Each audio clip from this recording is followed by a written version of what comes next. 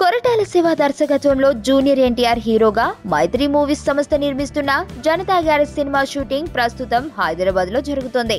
సారథి studios లో వేసిన భారీ సెట్ లో సాగుతున్న ఈ సినిమా షూటింగ్ ప్రాంతం బయట గులాబీ రంగు ఉన్న ఓ కారు క్లిక్ మంది. సాధారణంగా ఇలాంటి కలర్ తో ఏ కంపెనీ కూడా కార్లను రూపొందించలేదు. అయితే తెలంగాణ రాష్ట్ర సమితి అధ్యక్షుడు, రాష్ట్ర ముఖ్యమంత్రి కేసీఆర్ పార్టీ రంగు ఇదే కలర్ కావడం, సదరు పార్టీ గుర్తు కూడా కారు కావడంతో టీఆర్ఎస్ కు చెందిన కారును జనతా గ్యారేజ్ ముందు ఆపారా అన్న అంశం ఆసక్తికరంగా మారింది. ఈ కారు పరిసర ప్రాంతాల్లో ఏ రాజకీయ నాయకుడు కూడా లేకపోవడంతో టీఆర్ఎస్ పార్టీకి ఈ కారుకు ఎలాంటి సంబంధం ఉండకపోవచ్చని తెలుస్తుంది. ఇదిలా ఉంటే జనతా గ్యారేజ్ సినిమా షూటింగ్ కోసమే ఓ కారును ఈ రంగు వేసి ఉంటారన్న ప్రచారం కూడా జరుగుతుంది.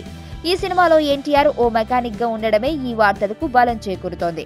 అయితే కారుకు కేసీఆర్ పార్టీ గుర్తు రంగు వేయడం వెనుక మతలబు మాత్రం అర్థం కాని పరిస్థితి. బహుశా జనతా గ్యారేజ్ లో టీఆర్ఎస్ పార్టీకి సంబంధించి సన్నివేశాలు ఏమైనా ఉన్నాయేమో అన్న ఊహాగానాలు మొదలయ్యాయి.